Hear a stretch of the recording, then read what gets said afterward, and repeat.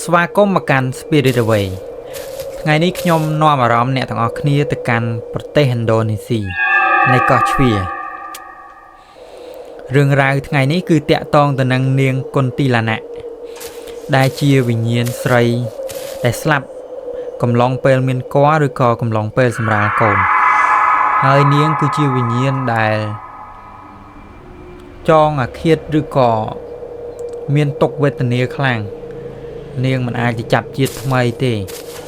អញ្ចឹងហើយនាងគឺជាវិញ្ញាណដែលកាចសាហាវខ្លាំងមែនតើហើយរឿងនេះទៀតសោតគឺតាក់ទងទៅនឹងយុវជន4នាក់ដែលគាត់ហ្នឹងគឺជាយុវជនបែបសម័យថ្មីហើយមិនជឿទៅលើរឿងរ៉ាវអបិយជំនឿខ្មោចព្រាយបិសាចអីទេអញ្ចឹងហើយចង់ដឹងថារឿងរ៉ាវនេះវាមានសាច់រឿងដែលគួរឲ្យចាប់អារម្មណ៍និងគំនិតអប់រំឬក៏ភាពព្រឺព្រួចយ៉ាងណានោះសូមស្ដាប់ទាំងអស់គ្នាដោយប្រើវិចារណញ្ញាណរឿងរ៉ាវនេះបានចាប់ផ្ដើមឡើងនៅឆ្នាំ2021ដែលមានយុវជន4នាក់ម្នាក់នោះឈ្មោះអានឌីម្នាក់ទៀតឈ្មោះរីយ៉ានស៊ីនតានិងរ៉ានីពួកគេទាំង4នាក់ហ្នឹងបានបើកឡានទៅកាន់តំបន់ដាច់ស្រយាលមួយគេទៅជាក្រុមជាអ្នកផលិតវីដេអូជាអ្នកធ្វើ content អីចឹងណាហើយពួកគេហ្នឹងគឺមានគោលបំណងចង់ទៅបោះជំរំនៅក្នុងព្រៃកោងកាងដែលព្រៃហ្នឹងគេហៅថាព្រៃកោងកាងបុរាណសេម៉ារ៉ាព្រៃហ្នឹងគឺឈ្មោះថាព្រៃសេម៉ារ៉ានៅពេលដែលពួកគេកាន់តែចូលទៅតំបន់ហ្នឹងគឺមានផ្លូវរៀងទលាយធំអាចជិះទៅបានស្រួលតែនៅពេលដែលចូលទៅជ្រៅទៅផ្លូវក៏កាន់តែតូចទៅហើយមួយវិញទៀតពន្លឺថ្ងៃគឺកាន់តែបាត់ទៅមូលហេតុនោះគឺព្រៃគឺដោះសុបទ្រប់ខ្លាំងបានធ្វើឲ្យផ្លូវហ្នឹងកាន់តែតូចហើយវាបានបាំងនៅពន្លឺថ្ងៃមិនឲ្យមានពន្លឺចូលទៅអញ្ចឹងនៅពេលដែលយើងកាន់តែចូលទៅគឺកាន់តែងឹតទៅកំឡុងពេលហ្នឹងរីយ៉ានគាត់បានទាញកាមេរ៉ាមកហើយគាត់បានចាប់ដើមថតវីដេអូថតដើម្បីធ្វើ content ឬក៏បង្កើតមាតិការបស់គាត់ណាគាត់បាននិយាយថាអ្នកទាំងអស់គ្នាយើងចិត្តទៅដល់គោលដៅហើយកន្លែងនេះគឺពិតជាអស្ចារ្យមែនតើសម្រាប់ថតរឿងជាពិសេសបើថតកុនរឿងខ្មោចគឺកាន់តែអស្ចារ្យមែនតើក្រោយពីបាននិយាយអញ្ចឹងហើយពួកគេបន្តដំណើរទៅរហូតក៏បានជួបប្រទះជាមួយនឹងអ្នកភូមិម្នាក់ដែលកំពុងអង្គុយនៅលើរានហាលនៅផ្ទះចាស់មួយផ្ទះហ្នឹងគឺមើលទៅចំណាស់ខ្លាំងមែនតើហើយក៏ឃើញមានលោកតាមួយដែលគាត់មានវ័យប្រហែលជា70ឆ្នាំភ្នែករបស់គាត់រូងមើលទៅគួរឲ្យខ្លាចគាត់បាននិយាយជាមួយនឹងសំឡេងស្អកលាន់លឺថាកូនតើអ្នកមកទីនេះដើម្បីស្វែងរកអ្វីតើពួកឯងមិនដែលឮទេមែនអត់ថាទីនេះវាជាកន្លែងដែលហាមឃាត់ហើយមិនត្រូវឲ្យពួកកូនឯងមកដើម្បីលេងសើចអីនោះទេព្រៃសេម៉ារ៉ានេះវាគឺជាទីលំនៅរបស់នាងហើយនាងគឺតែងតែការពារទីនេះជានិច្ចអញ្ចឹងហើយកុំភ្លេចនៅច្បាប់របស់នាងបើសិនជាឮសំឡេងសើចស្រាលបានន័យថានាងនៅឆ្ងាយតែបើសិនជាឮសំឡេងសើចខ្លាំងលឺន័យថានាងបានមកចិត្តពួកឯងហើយអញ្ចឹងឯងគួរតែប្រុងប្រយ័ត្នកំឡុងពេលលោកតានិយាយចប់ភ្លាមអានឌីគាត់ជាមេក្រុមបានស្ដាប់ហើយគាត់អត់យកចិត្តទុកដាក់ទេមិនត្រឹមតែប៉ុណ្ណោះទេគាត់បានសើចលោកតានឹងទៀតហើយគាត់និយាយថាវាគ្រាន់តែជាការបំភ័យទេឃើញអ្នកថតឯកសារថតវីដេអូមួយចំនួនដែលជួបនឹងបញ្ហាផ្សេងដែលគេធ្លាប់ចូលទៅកាន់ព្រៃនឹងដែរប៉ុន្តែគេចេញមកវិញដោយសុវត្ថិភាពគាត់គិតថាវីដេអូដែលគេជួបហ្នឹងគឺការសម្ដែងដើម្បីធ្វើឲ្យទស្សនិកជនមើលទៅខ្លាចឬក៏ដើម្បីបន្លាចអីចឹងទៅហើយពួកគេទាំងអស់គ្នាហ្នឹងដូចគ្នាអញ្ចឹងគឺ มันสนับในการผมเรียนมาลบตาเถอะหวยกวาดปุกวาดนั่นคือจีเมย์สมัยทำไมอย่างเตออัดเซอร์ชื่อแต่เลยเรื่องโบราณเถอะจังไอ้ก่อนนวมขณี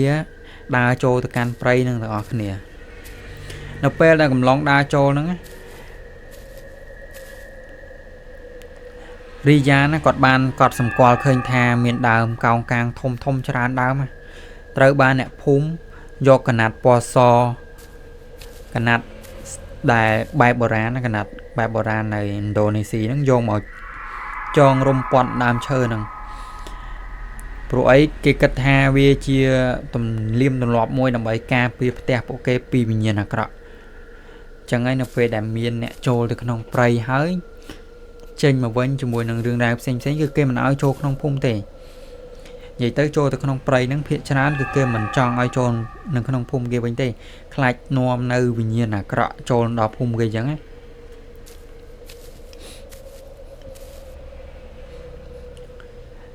กัดลำลองมาดอหยบมองดอกมวยอ่านดีหนึ่งดียานะกอดจับดาวเรียบกามราหนึ่งมาเส้นทอดสำเร็จมากอดหนังใบทอดโยสำเร็จเส้นเส้นให้ปริยาการในตีนู้ฮะคือการไต่สงบสงัดกรอบดอกดอยเพียบเงิดเมียนไต่สำเร็จสับเราบอกมูหนังสัตว์อัดโตเซ็งแต่ล้วนลือเป็นไพรหนังรำเป็ดนู้ว่าเพลิงปูลเราบอมสันถอดบุเกนักบานจับดามรถพลึบแผลดให้บุเกมือแต่ทมอนั่นคือเวียนเอามาร้อยเป็นอย่างไรเดี๋ยวปันท้ายเพลิงนั่นคือรถพลึบแผลดหะใบโดยจีเมียนพูดแต่ให้โดยก็เรื่องไอ้กาดลายอย่างอันดีบานสับตะกันดิยานแท้ดิยานตามสันวิกาดไอดิยานกอดพี่ยิมบัดบากเวียปันท้ายเพลิงนะแต่พลึบแผลดเพลียมนู้ว่าสินตาบานเงียหมอกเฮยกอดบานพี่แยบเอาจมูกนังคลันกอดบานสไลด์จ้าจอม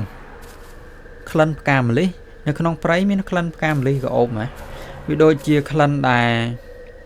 เกปราสำหรับเฟอร์พิธีบอลซอบคลันก็โอบนู้ว่าบานเล็กลางอย่างคลางคลาใหญ่เดวิดสายพีเป็นนั่งมองเฮยบรรทบมอเวบานรถสัตว์บัดตะวันอย่างเลื่อนร้านนี้บานจับดาวหยอคลวนให้ในใจท่าเนี่ยต่อขณียมเมียร้อมท่าติดเจาะครั้งแมนจิกจอได้ติดเจาะในที่นี้บรรท้ายโดยเชียติดเจาะครั้งดอชอังเวียติดเจาะข้อเปราะกันได้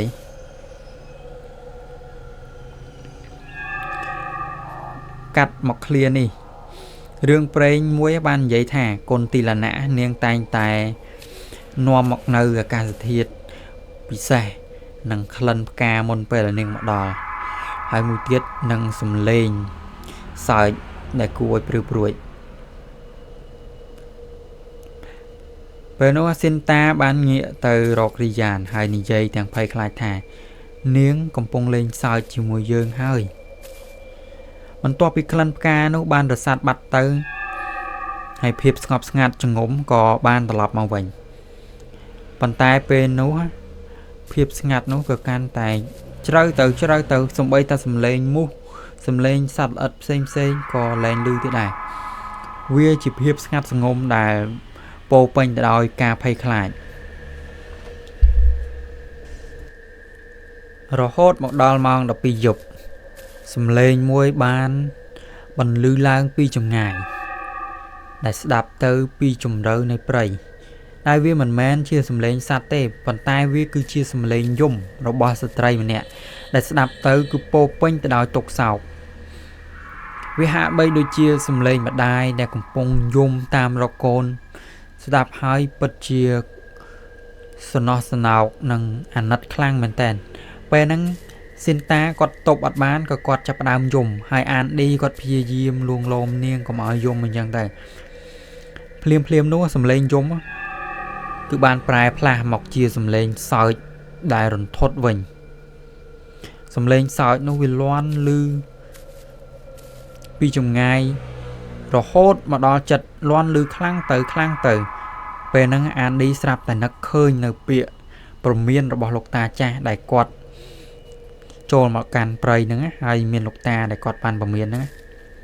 ពេលហ្នឹងលោកតាគាត់បាននិយាយថាបើសិនជាឮសំឡេងសើចខ្លាំងបានន័យថានាងនៅក្បែរហើយ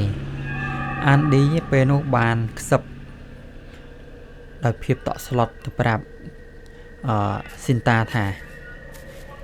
នាងនៅឆ្ងាយនាងកំពុងតែមករកយើងហើយបើឮសំឡេងតិចបានន័យថានាងនៅឆ្ងាយតែបើឮសំឡេងខ្លាំងបានន័យថានាងកំពុងតែមករកយើងហើយពេលនោះសំឡេងសើចក៏ចាប់ផ្ដើមរំកិលខ្លួនមកកាន់តែចិត្តដំបូងឡើយឮពីខាងកើតរួចឡើយគឺឮពីខាងលិចហើយបន្ទាប់មកទៀតក៏លាន់ឮជុំវិញកងរំពងជំរុំនោះតែម្ដងពួកគេមិនអាចកំណត់ទីតាំងច្បាស់ទេដែលមានអារម្មណ៍ថាដូចជាមាននរណាម្នាក់កំពុងរត់ជុំវិញតង់របស់ពួកគេអញ្ចឹងរត់លឿនទៀតផងម្ដងនៅលិចម្ដងនៅកើតម្ដងនៅជើងម្ដងនៅត្បូងរ៉ានីបានបិទត្រចៀកទាំងពីរហើយបានស្រែកថាបញ្ឈប់វាទៅខ្ញុំមិនចង់ឮទៀតទេរីយ៉ានលើកកាមេរ៉ារបស់គេហើយក៏រត់ចេញទៅក្រៅតង់បើកពន្លឺហ្វាភ្លឺឆ្វាក់ពេញហ្នឹងគេបានឃើញតែភាពទទេស្អាតប៉ុន្តែនៅពេលដែលគេងាកត្រឡប់ក្រោយកាមេរ៉ារបស់គេក៏បានរលត់ភ្លាមហើយសំឡេងសើចដ៏មុតស្រួចនោះក៏បានបន្លឺឡើងចំក្បាលរបស់គេតែម្ដងរីយ៉ានបានស្រែកខ្លាំងហើយដួលចុះទៅលើដីអានឌីបានដឹងថាគ្មានផ្លូវអាចគេចរួចឡើយគេក៏បានបើកភ្លើងពិលដ៏ខ្លាំងភ្លឺឆ្វាចមួយហើយបែរទៅរកប្រភពនៃសំឡេងនោះនៅពីមុខគេក៏មានស្ត្រីម្នាក់បានបង្ហាញខ្លួននាងស្លៀកសម្លៀកបំពាក់ពណ៌ចាស់ដែលមើលទៅវាមានពណ៌លឿងហើយមានស្នាមប្រឡាក់អ្វីម្យ៉ាងដូចជាឈាមដូចជាស្ត្រីម្នាក់ដែលឆ្លងទន្លេហើយមានឈាមប្រឡាក់ពេញរាងកាយអញ្ចឹងរាងកាយរបស់នាងហាក់បីដូចជាអណ្ដែតមិនប៉ះដីឡើយហើយសក់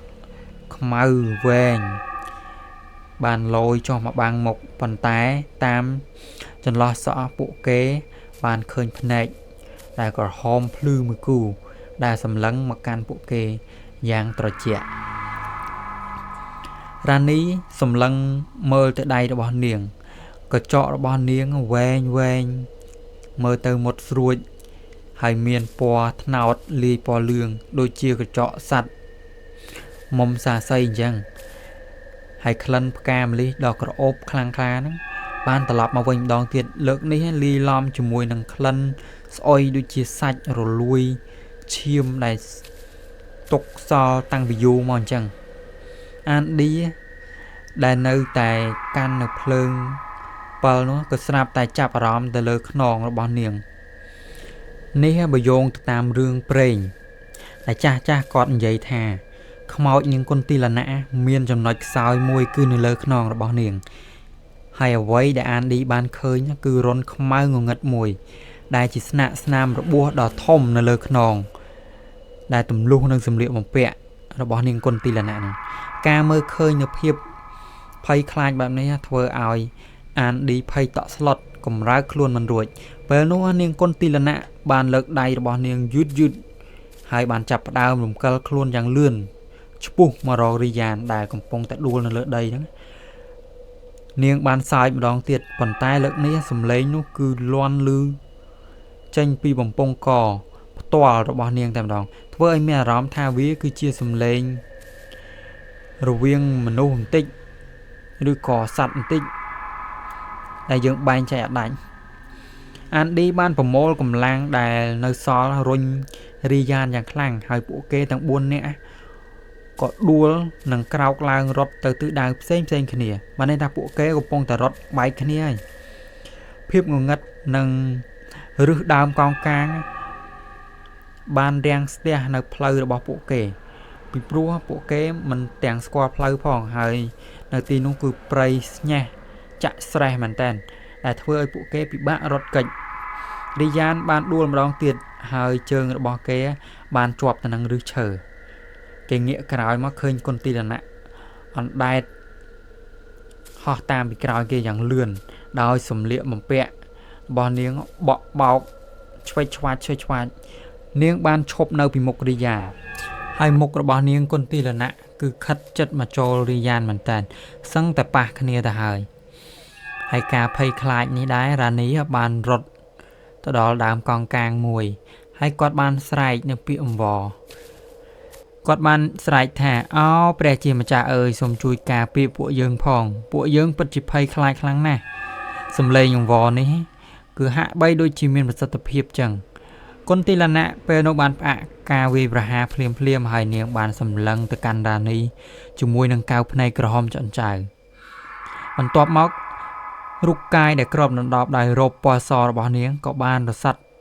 បាត់ទៅបន្តិចម្ដងនៃភាពងងឹតចូលទៅក្នុងព្រៃកោងកាងវិញដែលបន្សល់ទុកនៅសំឡេងសើចដ៏ខ្លាំងមួយលាន់ពីចម្ងាយនឹងរសាត់បន្តិចម្ដងដែលជាសញ្ញាមួយថានាងកំពុងតដកថយហើយពេលនោះពួកគេទាំង4នាក់បានរត់យ៉ាងលឿនអស់ពីទំហឹងកម្លាំងជើងរហូតទៅដល់ផ្លូវធំហើយបានដួលសម្រាកនៅទីនោះកាត់មកដល់ព្រឹកឡើងពួកគេបានត្រឡប់ចូលទៅភូមិវិញជាមួយនឹងទឹកមុខស្លេកស្លាំងមើលទៅភ័យខ្លាចខ្លាំងហើយបានប្រទះឃើញជាមួយនឹងលោកតាអ្នកភូមិដែលគាត់បានណែនាំតាំងពីដើមរឿងនោះលោកតាគាត់តែឃើញហើយគាត់ក៏កវីក្បាលហើយគាត់និយាយឡើងស្ងប់ស្ងាត់ថាអើយខ្ញុំបានប្រាប់ហើយប៉ុន្តែពួកឯងអត់ស្ដាប់ខ្ញុំសោះពួកគេមិនហ៊ានត្រឡប់ទៅយកឧបករណ៍ថតឬក៏តង់របស់ពួកគេវិញឡើយអានឌីបានលុបចោលនៅវីដេអូទាំងអស់ព្រោះពួកគេមិនចង់ចាំនៅរឿងទាំងនោះទេប៉ុន្តែទោះបីជាពួកគេបានត្រឡប់មកដល់ផ្ទះវិញក៏ដោយក៏ជីវិតពួកគេមិនដូចដើមទៀតដែរស៊ីនតាមិនអាចបំភ្លេចនៅក្លិនផ្កាដែលក្រអូបដែលពួកគេជួបប្រទះនៅក្នុងព្រៃនោះបានទេព្រោះឲ្យវានាំមកនៅការចងចាំមួយដែលរន្ធត់ចំណែកឯអានឌីតែងតែមានអារម្មណ៍ថានៅពេលយប់